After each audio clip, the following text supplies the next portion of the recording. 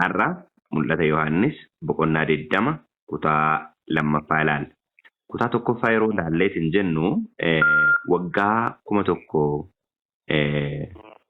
haga raawwatamuu fi maaltu akka ta'e waggaan 1100 waggaa maalii akka ta'e qulqulloonni jireenyaan kan jiraatan teessoo 12 ta'anii isa Waaqoo Phexrosii fi Awwaalaa galameetiin jedhe warra hoolicha wajjin abbaa isaa wajjin teessoo isaarra ta'an akka isaan mu'an firdii akka kennan waggaa 1100 kanatti immootu cubbamoonni du'anii akka isaan hafan karaa addaatiin yeroo kanatti seexanni maal ta'eera jedhama hidhaadhaan hidhameera yeroo jedhamudha. Keessanuu lakkoofsa jaarraa maal jennee dubbifne namni du'aa ka'uu isa duraa kana keessaa qooda qabu attam gammadaa attamis waaqayyoof kan maal ta'edha kan qulqullaa'eedha. Du'aa ka'uu isa jalqabaa jechuun Kiristoos gaaf ka'eetiin jedhu warri du'an libsuu jaatti ka'uu warri du'an nu dursuu warri jirru ammoo libsuu jaatti maal taana jedha Phaawulos. Libsuu jaatti maal taana jedha geeddaramna jedha. Warri libsuu jaatti geeddarama san wajji dursanii warra kaanii jechuudha. Dhufaatii gooftaa Kiristoosiitiin warri kaaniitiin jedhan warra du'aa ka'uu isa jalqabaa keessa maal qabanidha? Qooda qabanidha jechuudha. Duuni lammaffaan warra akkasii irratti maal hin qabu? Humna hin qabu.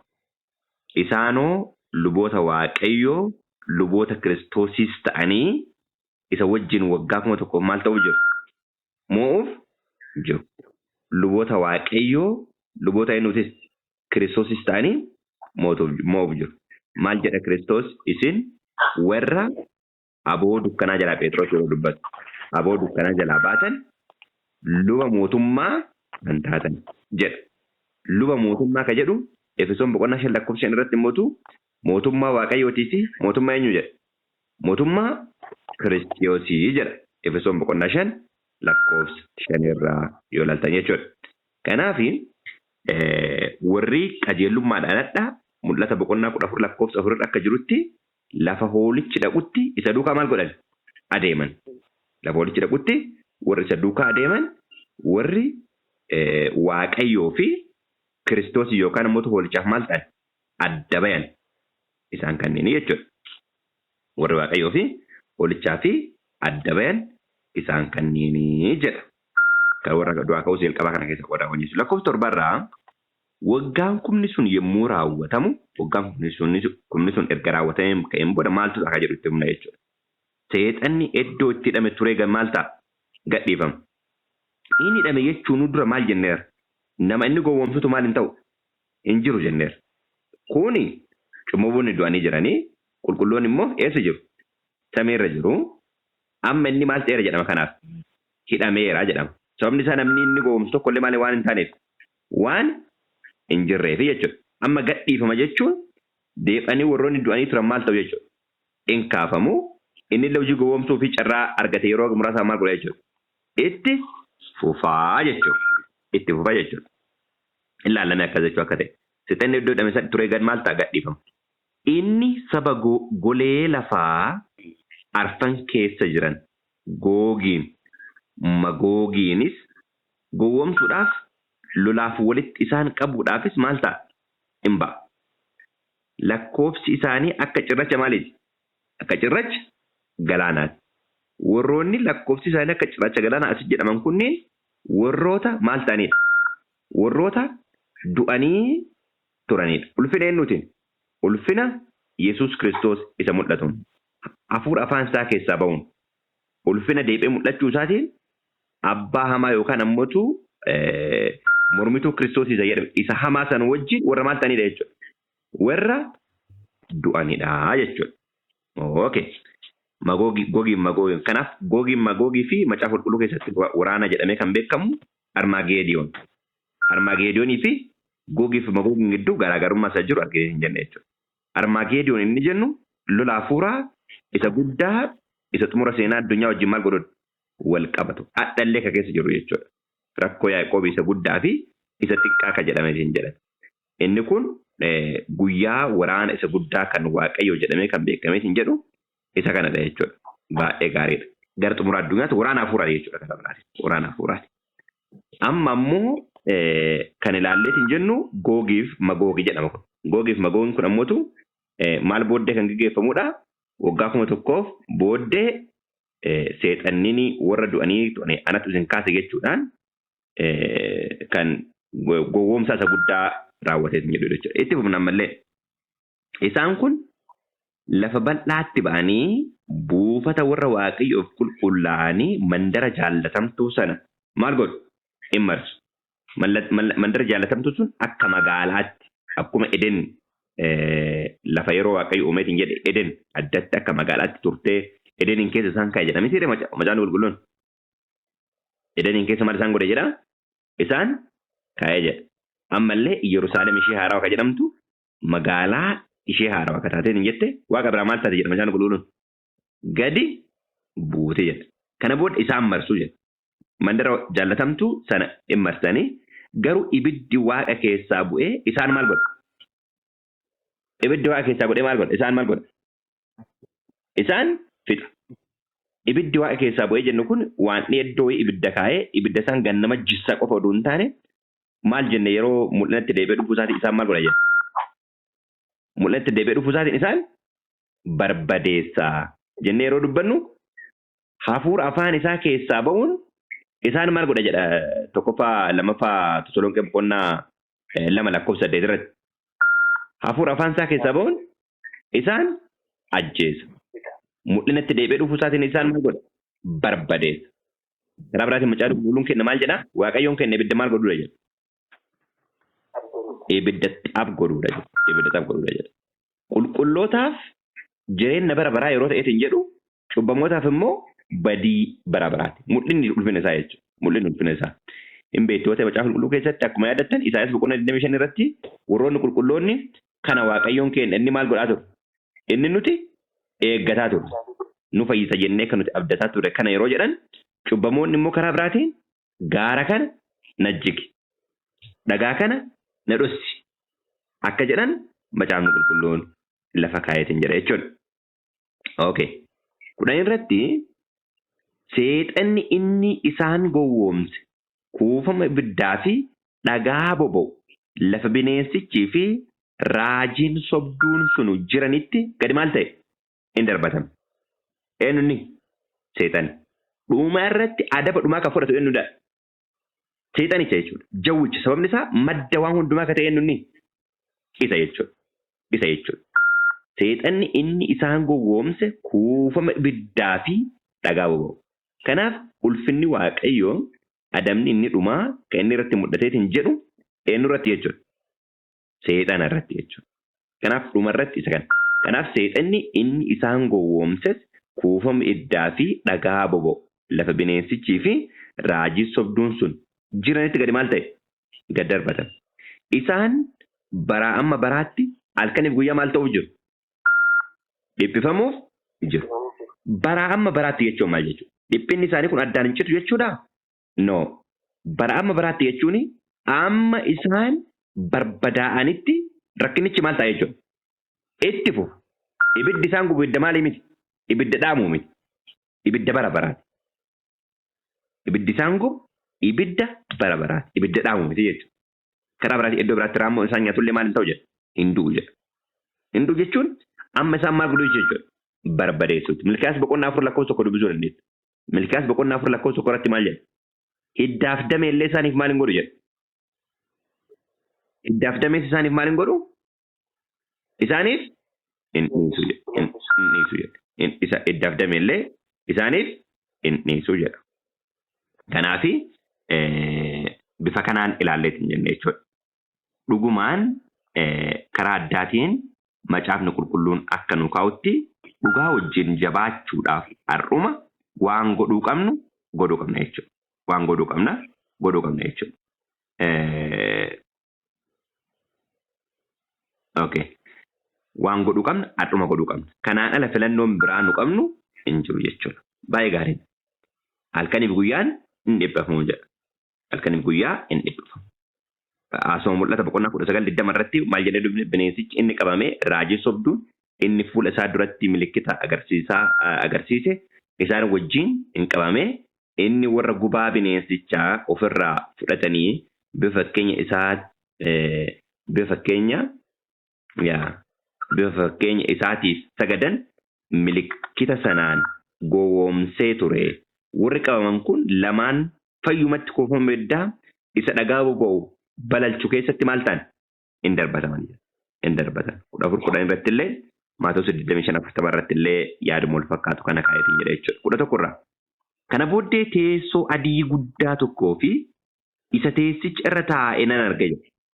Teessoo adii meeqa? Tokko. Kana booddee teessoo adii guddaa tokkoo fi isa teessicha irra taa'e illee maal godhe? Nan arga. Laftii fi waan fuula isaa duraa maal ta'an? Hin baqatan. Iddoon isaaniif maal hin taane? Hin argamne jedha. Karaa biraatiin kun maalidhaa? Teessoo maaliiti? Teessoo murteetii jechuudha. Teessoo murteetii jechuudha. Okay. Isa fuulduratti maal hin taane dhaabachuu hin dandeenye jechuudha. Isa fuulduraa baqatan jenna. Warri du'anis xinnaaf guddaan teessicha dura uduu dhaabbatanii maal godhe? Nan arge. Warri du'anis jechuun du'anii warri du'aa ka'anii jedhan teessicha fuuldura maal ta'an jechuudha. Dhiyaata. Amma kun murteessa dhumaatu maal taara jechuudha. Kennamaadha jechuudha. Murteessa dhumaati. Waggaa 1,000 qulqulloonni samiitti murtee kana maal godhaniiran? Ilaalaniiran wanti ati murteessite qajeela jedhaniiran warri kuuwwan warri du'aniitiin jedhan cubbuu ammoo lafarra turaniiran amma gaafa magaalattiin Yerusaalem gubbaa dhagaa dhufteetiin jettu du'aa waggaa 1,000 booddee ammallee macaafonni maal ta'an jedha? Macaafonni maal ta'an? Hin banaman. Macaafni biraa inni warri jireenya argachuuf jiran itti caafame tokkos maal ta'e? Hin baname. Warri du'an immoo akka hojii dur hojjetaniitti akka isa macaafota keessatti caafametti firdiin maal ta'an? Hin argatan. Amma kana booddee garee hundumattuu firdii isa dhumaatu maal ta'e jechuudha? Kennameetiin jedha jechuudha. Daani'el boqonnaa 7 lakkoofsa 9-10 gidduu kanatti aboon gara jaarsa barootaa akka inni dhaqe lafa kaa keessanuu lakkoofsa gadarratti maal jedhaa?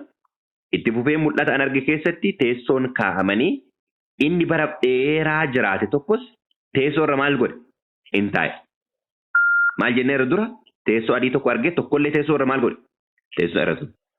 Inni teessoo irra taa'e kun jaarsa barootaa jedhama. Aangoon hundinuu bara dheeraa jiraate tokkos biratti hin taa'e ulfinni isaas adii calaqqisaadha. Rifeensi mataa isaas akka jirbii maal godha? Iddamaa isa adda teessoo inni addaata. Teessoo isaa akka arraba ibiddaati. Miilli teessoo isaas inni geengoon akka ibidda maal godhuuti? Boba'uuti. Teessoon isaa geengoo ka jedhu kana Hisqeel boqonnaa 1:10 irratti ilaaluu danda'a. Yaa'aan ibiddaa isa duraa ba'ee in yaa'a. Warri 1,000 lakkaa'aman isaaf hin hojjetu. Warri miliyoonni baay'een lakkaa'amanis isa duratti hin dhaabbatu. Abboonni firdiis hin ta'anii caaffanni duratti kaafamanii jiranis maal ta'an? Hin banamanii jira. Akkuma asitti jedhu kana macaafonni hin banamanii warra du'anii warra cubbuu hojjetaniif illee murteen akka isaaniif kennameetiin jedha argina jechuudha. 13. Galaanni warra du'anii isa keessaa turan of keessaa maal godhe? Baasee hin kenne. Duuniif mootummaa warra du'aniis warri du'anii isaan harka turan of harkaa baasanii hin kennan. Namni hundinuu adduma addaan akka hojii isaatti firdii maal godhe jedha? In argate jedha. Firdii in argate. Jajmentii isa dhumaatu maal ta'e jechuudha? Raawwatame jechuudha. 20 irra gargaaru jechuudha. Murtee isa dhumaatitu raawwatame. Kanaaf maaltu ta'a gara booddeetti ka jedhu ifaa jechuudha. Baay'ee kiliirii. Akka itti sirkaa'ametti. Kanaaf waggaa 1,000 booddee murteen bifa kanaan akka inni kennameetiin jedhu argina. Kana booddee duuniif mootummaan warra du'anii kuufama ibiddaatti maal ta'an? Gadi hin darbataman. Duutii fi mootummaan maalii? Du'aa. Gad darbatamanii jira. Du'a ka jennu du'a ka fide eenyudha? Abbaa du'aati. Abbaa madda eenyu ta'edha?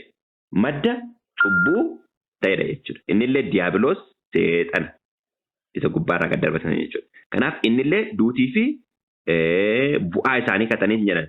Duunii fi mootummaan warra du'anis kuufama ibiddaatti maal ta'an? Gadi hin darbataman.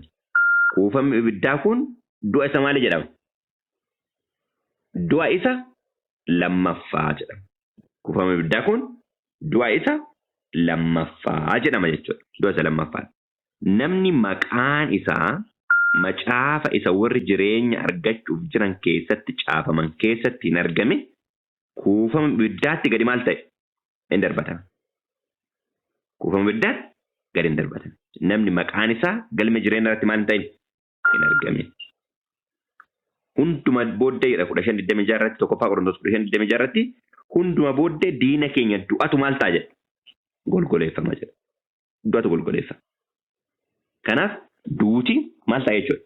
Hin bada jechuudha. Hin bada jechuudha. Tokkoffaa Qorontos 15:54-55 irraa akkana jedha. Wanti hin banne iddoo wanta baduu kanaa yemmuu bu'u. Wanti hin duune iddoo wanta du'uu kana yemmuu bu'u. Inni duuni badduu ba'e moo'ichis maal ta'eera? Moo'ichi maal ta'eera? Argameera. Ammas immoo moo'ichi kee meerre yaadu'aa. Arfiin kees meerre yaadu'aa jedhamee caafame fiixaan maal ta'eera? Fiixaan ba'eera jedha. Fiixaan ba'eera jedha. Kanaaf dhuma irratti kan raawwatameetiin jedhu isa kan akka ta'eetiin jedhu argineetiin jenna jechuudha. Kanaafadha maaltu ta'a jennee gara fuulduraatti wanti keessi kenna shararu tokko illee jiru jechuudha. Kabarraa'e akka barraa'etti raawwatama murteen dhumarratti akka inni kennames yoo argineetiin jenna. Kanaaf adda nu ammoo kan wanti nurraa eegamu du'aa ka'uu isa jalqabaa keessatti qooda qabaachuudha. Eenyuuf adda ba'uu qabna jechuudha. Warri du'aa ka'uu jalqabaa keessa qooda warra maal ta'anidha. Macaan qulqulluun sila yeroo dubbisu lakkoofsa jaarratti. Namni du'aa ka'uu isa duraa kana keessaa qooda qabu attam gammadaa. Attam waaqayyoof kan maal ta'edha? Kan qulqullaa'edha. Duuni lammaffaan warra akkas irratti maal hin qabu? Humna hin qabu. Duuni lammaffaan isaan irratti humna hin qabu. Isaanoo luboota waaqayyoo luboota kiristoosiis ta'anii isa wajjin waggaa 1,000 maal ta'uuf jiru? Moo'uuf jiru. Akkuma kaleessa laaluudhaaf yaallee luboota ka jedhu kun warra maal ta'anidha jechuudha? Warra dibamanidha jechuudha. Warra aangeffamanidha jechuudha. Akkuma Kiristoos dibameetiin jedhe isa wajjin warra maal ta'anidha? Warra dibamani. Maaliin dibamna ammoo? Hafuura qulqulluudhaan. Maal jedhama caafni qulqulluun? Waa'ee mormituu Kiristoosii yeroo dubbateetiin jedhu ergaa Yohaannis 1:2 lakkoofsa 20 irraa gadi yeroo isin dubbise akkana jedha 20 irraa. Isin garuu isa qulqulluu sanaan dibamtaniittu hundumti keessaniyyuu maalidha jedha? Beektotaa jedha. Isin wallaalchisuutu akka dhufu 18-19 irratti ispeeshaalii nu keessaa baan jedhee 19 erga dubbatee ka'een booddee isin garuu jedha isa qulqulluu sanaan maal taataniittu? Dibamtaniittu. Hundumti keessanuu beektota. Isin dhugaa waan hin beekneefan isinii caafe miti jedha. Yeroo dubbatu Yohaannis. Isin waan dhugaa hin beekneef miti kan isinii caafaaru jedha. Waan isin isa beektaniif tokko. Dhugaa keessaa sobni tokkollee waan hin baaneef isinii caafe jedha. Dhugicha hin beektu garuu dhugaa keessaa soba tokkollee maal gochuun hin danda'amu. Baasuun hin danda'amu. Isuma Yesuus kun Kiristoos yookiis masicha ta'uu isaa ganu malee sobduun maalidha? Eenyudha jedha. Yesuus maqaa isaati. Maal jedhameen? Ilman deessaa maqaa isaallee nuti moggaafna. Yesuus jedhii moggaas jenna. Yesuus kun immoo maalidha jennee amanuu qabna? Kiristoosidha jennee amanuu qabna jechuudha. Kiristoos jechuun maal jechuudha? Masii jechuudha. Masii jechuun immoo maal jechuudha karaa biraatiin? Kan dibame jechuudha. Kanaaf namni Yesuus kun isa dibameedha jedhee hin amanne maalidha jedhama jaanni qulqulluun? Sobduudha jedhaan. Kanaaf namni Yesuus kun isa dibameedha jedhee hin amanne maalidha? Sobduudha. Sobduudha. Okay. Isa dibameedha yoo jenne immoo abbaan dibe jira. Akkuma kanaan dura illee jedhaa turre wanti inni ittiin dibe jira yookaan ammoo wanti inni dibesuu ittiin dibame jira akka dibame jira jechuudha. Kana amanuun baay'ee murteessaadha jechuudha. Kanaaf ka dibe abbaadha. Wanti abbaan immoo ilma isaa ittiin dibe hafuura qulqulluudha. Ka dibame immoo eenyudha? Yesuus Kiristoosidha jechuudha. Kanaaf namni Yesuus kun Kiristoos yookiis masii isaa ta'u hin amanne inni maalidha jedhaa Macaafa Qulqulluun? Sobduudha. Erga jedhee ka'een booda iddoo mormituun Kiristoosii inni abbaaf ilma ganuu isa kana jedhaan. Mormituun Kiristoosii lakkaa nama Yesuus Kiristoos masii miti jedhee amanuudha. Namni Yesuus Kiristoos masii miti jedhu maalidha jechuudha? Mormituu Kiristoosii inni nama eenyu feennu qabu? Abbaaf ilma ganu. Isa dhibee fi isa dhibamellee nama maal godhu jechuudha. Nama ganu jechuudha. Nama ganu jechuudha. Nama ganu jechuudha. Kanaaf isaan kunniin warri du'aa ka'uu isa jalqabaa keessatti qooda qaban warra Yesuus Kiristoos Masiidha jedhanii maal godhanidha? Amananidha. Warra abbaaf ilma maal godhanidha? Amananidha. Warra doktoriinii Kiristoosii maal godhanidha? Barsiisanidha. Doktoriiniin Kiristoosii maal inni? Ergaa Yohaannis isa lammataa 1:8-9 irratti kanaan dura illee ilaalaa turreera ammallee ilaalla. 8 irra maal jedha? Of eeggadhaa mindaa guutuu akka maal godhaniif? Akka argattaniif. Kana achi inni itti dadhabda hundinuu isin dura maal godha? Bada. Lakkoofsa 9. Ergaa Yohaannis isa lammataa 1:9. Namni barsiisa Kiristoositti qabamuu dhiisee kan irra darbee barsiisu Waaqayyoon biraa hin qabu. Namni barumsa Kiristoositti qabamuu dhiisee jedha raacaan. Kanaaf barnoota Kiristoositti immoo namni qabatee jiraatu immoo maal biraa qaba jedha raacaan gulgulun. Namni barsiisa Kiristoositti qabamee jiraatu immoo abbaa ilma biraa qaba. Isaan kun lafa walitti dhaqutti warra walitti duukaa maal godhanidha? Bu'anidha. Lafa walitti dhaqutti warra walitti duukaa bu'anidha. Masiidha jedhanii isa dibameedha jedhanii warra amanan jechuudha. Isa dibameedha jedhanii warra amanan. Kanaaf doktoriinii kanatti jiraachuun isaaf adda ba'uun tokkummaa qabnu immoo dhugaa wajjin akka ta'e mirkaneessuun baay'ee barbaachisaadha jechuudha.